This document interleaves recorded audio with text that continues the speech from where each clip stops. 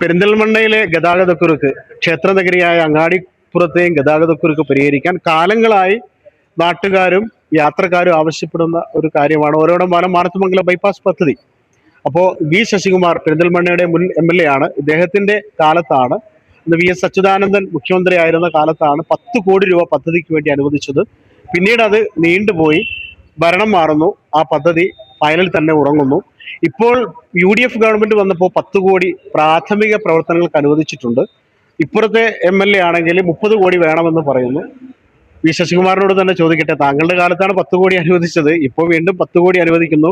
ഏതാണ്ട് ഒരു 350 കോടി രൂപ വേണം ഈ പദ്ധതിക്ക് വേണ്ടി. പൂർത്തീകരിക്കപ്പെടുമെന്ന് നാട്ടുകാർ പ്രതീക്ഷിച്ചാൽ ഇതിനൊരു പരിഹാരം, ഗതാഗതക്കുരുക്കിന് പരിഹാരം വേണം. എന്താണ് താങ്കളുടെ അഭിപ്രായം? ഞാനൊരു ദോഷൈക എതിർക്കല്ല. അതുകൊണ്ട് 10 കോടി രൂപ അനുവദിച്ച് തുടങ്ങിയതിനെ ഞാൻ സ്വാഗതം ചെയ്യുന്നു. എന്നാൽ ഈ പദ്ധതി യാഥാർത്ഥ്യമാക്കണമെങ്കിൽ ഒരുപാട് കടമ്പകളുണ്ട്. 10 വർഷം മുമ്പ് ഇതിനൊരു അലൈൻമെന്റ് ഫിക്സ് ചെയ്തിരുന്നു. ഒരു പ്രാഥമിക സർവേ പൂർത്തിയാക്കിയിരുന്നു.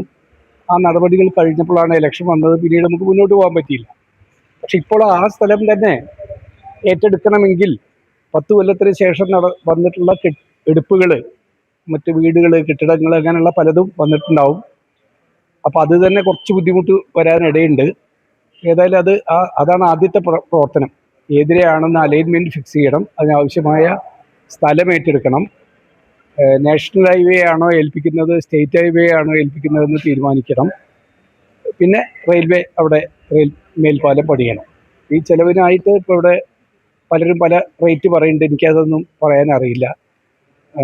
പക്ഷേ നമുക്ക് ഉറപ്പിച്ച് പറയാൻ കഴിയും, കേരളത്തിൽ ഇത്തരം വിപുലമായ പദ്ധതികൾ ഏറ്റെടുക്കാനുള്ള സംവിധാനം ബജറ്റിനെ കൊണ്ട് കഴിയില്ല എന്തായാലും.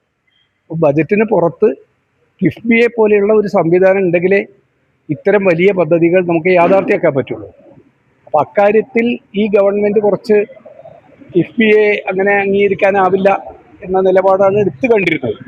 ഈ MLA മാരും അത് ആ അഭിപ്രായക്കാരായിരുന്നു. അപ്പോൾ അവർ വേറെ എന്തെങ്കിലും ആൾട്ടർനേറ്റീവ് കണ്ടോ എന്ന് എനിക്കറിയില്ല. അങ്ങനെ എന്തെങ്കിലും സഹായം ഇല്ലാതെ നമുക്ക് മുന്നോട്ട് പോകാൻ കഴിയുമെന്ന് ഞാൻ കരുതുന്നില്ല. എങ്കിലും പിന്നെ തുടക്കം മാത്രമാണല്ലോ. ഈ സമയത്ത് ഞാനൊരു മുൻ ജനപ്രതിനിധി എന്നുള്ള നിലയ്ക്ക് ഒരു ദോഷം പറഞ്ഞു വെക്കുന്നില്ല. മുന്നോട്ട് പോട്ടെ. അതിൻ്റെ നടപടിക്രമങ്ങൾ നീങ്ങുന്ന മുറയ്ക്ക് നമുക്ക് മറ്റഭിപ്രായങ്ങൾ. അല്ല, ഈ അങ്ങാടിപ്പുറത്ത് ഇപ്പോൾ ഉണ്ടാകുന്ന ആ വളാഞ്ചേരി കോട്ടക്കൽ റൂട്ടിലേക്ക് തിരിയുന്ന ഭാഗത്തുണ്ടാകുന്ന വലിയൊരു രൂക്ഷമായ ഗതാഗത കുരുക്കുണ്ട്. അതിപ്പോൾ തൽക്കാലത്തേക്കെങ്കിലും പരിഹരിക്കാൻ സ്ഥലമുടമകൾക്ക് പണം നൽകി ഭരണാനുമതി ലഭിച്ച് നിർമ്മാണം തുടങ്ങിയാൽ മതി എന്നുള്ള അവസ്ഥയിലാണ്. ഓരോടം പാലത്തു നിന്ന് വൈലേങ്ങരയിലേക്കുള്ള ഒരു ബൈപ്പാസ് ഉണ്ട്. അപ്പോൾ ആ പദ്ധതി വന്നാൽ പല ആളുകളും പറഞ്ഞു എത്രയും പെട്ടെന്ന് പൂർത്തീകരിക്കപ്പെട്ടാൽ, കഴിഞ്ഞ LDF സർക്കാരിന്റെ കാലത്താണ് പണം കൊടുക്കലും സ്ഥലമുടമകൾക്ക് പണം കൊടുക്കലും എല്ലാം നടന്നത്. ആ പദ്ധതി ഒന്ന് പെട്ടാൽ താങ്കളുടെ അഭിപ്രായം? നല്ല കാര്യമാണ്. അത് പൂർത്തിയായാലും നമുക്ക് ഗുണമുണ്ടാവും. പക്ഷേ ഈ നഷ്ടപരിഹാരം എങ്ങനെ കൊടുക്കും, ഏത് തോതിൽ കൊടുക്കും എന്നതൊരു പ്രശ്നമാണ്. നഷ്ടപരിഹാരം സാങ്കേതികമായി കൊടുത്താൽ ഈ പ്രശ്നം തീരില്ല. ഒരർത്ഥത്തിൽ സ്ഥലം വിട്ടു തരുന്ന ആൾക്ക് ഒരു ലാഭപരിഹാരം ഉണ്ടാവും. അതായത് അയാൾക്ക് ആ വിട്ടുകൊടുക്കുന്ന പൊതു ആവശ്യത്തിന് വിട്ടുകൊടുക്കുക വഴി അദ്ദേഹത്തിൻ്റെ ജീവിതത്തിൽ ഒരു വലിയ മാറ്റം ഉണ്ടാക്കിയെടുക്കാനുള്ള പരിഹാരം കൊടുക്കണം. അങ്ങനെ കൊടുത്താലേ കേരളത്തിൽ പ്രശ്നം പരിഹരിക്കുള്ളൂ. അതുകൊണ്ടാണ് നമ്മൾ പെരിന്തൽമണ്ണ മാനത്തുമംഗലം ബൈപ്പാസ് പദ്ധതിയെ അന്നത്തെ ധനകാര്യമന്ത്രി വിശേഷിപ്പിച്ചത് പെരിന്തൽമണ്ണ മോഡൽ എന്നായിരുന്നു. അതായത് 100 ചില്ലാനം വരുന്ന സ്ഥലമുടമകൾ വരി നിന്ന് ഒപ്പിട്ട് കൊടുത്തുകൊണ്ടാണ് ആ സ്ഥലത്തിന് വിട്ടുകൊടുത്തത്. ഒരു വലിയ ഫംഗ്ഷനായിരുന്നു ബൈപ്പാസ്. പക്ഷേ താങ്കളുടെ കാലത്ത്, താങ്കൾ MLA ആയിരുന്ന കാലത്ത് പെരിന്തൽമണ്ണയ്ക്ക് ഏറ്റവും കൂടുതൽ ആവശ്യമായിരുന്ന ഒരു പദ്ധതിയാണ് പുന്യാകുറിശി ബൈപ്പാസ്. അക്കാര്യത്തിൽ ഇന്നും പെരിന്തൽമണ്ണക്കാര് താങ്കളെ അപ്പൊ അങ്ങനെ അത്തരമൊരു സമീപനമാണോ ഗവൺമെന്റ് എടുക്കാൻ പോകുന്നത് നമുക്കറിയില്ല. ഭൂമി ഏറ്റെടുക്കൽ കേരളത്തിലെ ഏറ്റവും വലിയ പ്രശ്നമാണ്. അപ്പൊ അത് വിട്ടു തരുന്ന ആൾക്ക് അതുകൊണ്ട് മറ്റെന്തെങ്കിലും ജീവിതത്തിൽ ചെയ്തു തീർക്കാൻ കഴിയണം. അത്തരത്തിലുള്ള ഒരു പാക്കേജ് പ്രഖ്യാപിച്ചാലേ സുഗമമായി നടക്കുള്ളൂ. അല്ലെങ്കിൽ കേസും കൂട്ടമായിട്ട് പോകും. പെരിന്തൽമണ്ണക്കാരുടെ ശാപം പോലെ ഈ അങ്ങാടിപ്പുറം ബൈപ്പാസും അതുമായി ബന്ധപ്പെട്ട ഗതാഗത കുരുക്കും തലമുറകളിലേക്ക് നീളാനാണ് അവസാനം ഒരു കാര്യം കൂടി. ഈ കഴിഞ്ഞ തവണ ഈ പെരിന്തൽമണ്ണയിലെയും മങ്കടയിലെയും ഇപ്പോഴത്തെ MLA മാര് UDF വന്നാലേ ഈ പദ്ധതി ഉറപ്പായിട്ട് നടപ്പാക്കുമെന്ന് പറഞ്ഞിരുന്നു. ഇപ്പോൾ അവർ ഇപ്പൊ അങ്ങനെയൊക്കെയാണ് പറയുന്നത്, 2 വർഷം കഴിഞ്ഞാൽ നോക്കിക്കോ എന്ന രീതിയിൽ നടക്കും. താങ്കളുടെ അഭിപ്രായത്തിലും ഒന്ന് പറഞ്ഞ മുൻ MLA ആയിരുന്നു ഇത്, അവർ പറയുന്ന പോലെ നടക്കുമെന്ന് ജനങ്ങൾ പ്രതീക്ഷിക്കണം. നടക്കുന്നല്ലേ പ്രതീക്ഷിക്കേണ്ടത്. അത് നടക്കുന്നു കരുതുക. പിന്നെ പതുക്കെ എങ്ങനെയാണ് നീങ്ങുന്നതെന്ന് നോക്കിയിട്ട് ഞാനൊരു ഉത്തരവാദിത്വത്തിലേ സംസാരിക്കാറുണ്ട്. കക്ഷി രാഷ്ട്രീയപരമായി ഇത്തരം കാര്യങ്ങളിൽ നിലപാടെടുക്കുന്ന ആളല്ല. ഇത് നടക്കണമെന്നാണ് ഞാൻ ആഗ്രഹിക്കുന്നത്. എന്നാൽ പിന്നെ അവരുടെ സമീപനം മാറ്റാതെ ഇത് സുഗമമായി നടക്കുമെന്ന് എനിക്ക് തോന്നുന്നില്ല. UDF-ന്റെ ഏതായാലും കിഫ്ബിയെ കൊണ്ടൊക്കെ ഇങ്ങനെ ഒരു വലിയ പദ്ധതി നടപ്പാക്കാൻ കഴിയുള്ളൂ.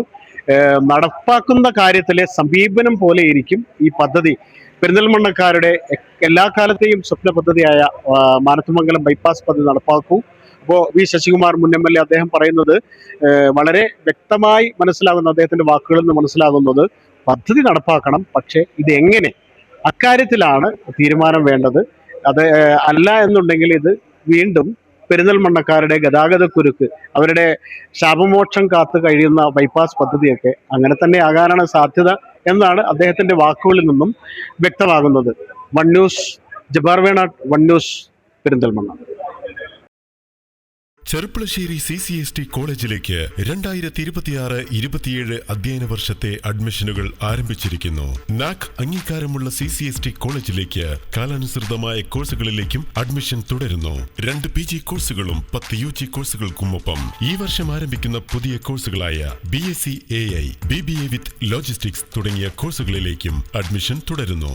CCST ക്യാമ്പസ് നൽകുന്ന പ്രധാന സവിശേഷതകൾ: അത്യാധുനിക ICT എനേബിൾഡ് ക്ലാസ് റൂംസ്, വിനോദങ്ങൾക്കായി പ്രത്യേക കേന്ദ്രം, വിപുലമായ ലാബ് സൗകര്യങ്ങൾ, ഉന്നത പഠന നിലവാരം, യൂണിവേഴ്സിറ്റി റാങ്കുകൾ, പ്രകൃതി രമണീയവും ഹരിതാഭവുമായ ക്യാമ്പസ്, മികച്ച പ്ലേസ്മെന്റ് സഹായവും തൊഴിൽ നൈപുണ്യ വികസന പരിപാടികളും, add on courses AI, ML, ASAP, logistic and supply chain, tally, CMA തുടങ്ങിയ സർട്ടിഫൈഡ് കോഴ്സുകൾ. കൂടുതൽ വിവരങ്ങൾക്കും അഡ്മിഷനുമായി ഇന്നു തന്നെ ബന്ധപ്പെടൂ. Cherpulassery college of science and technology, Karalmanna, Cherpulassery, Palakkad.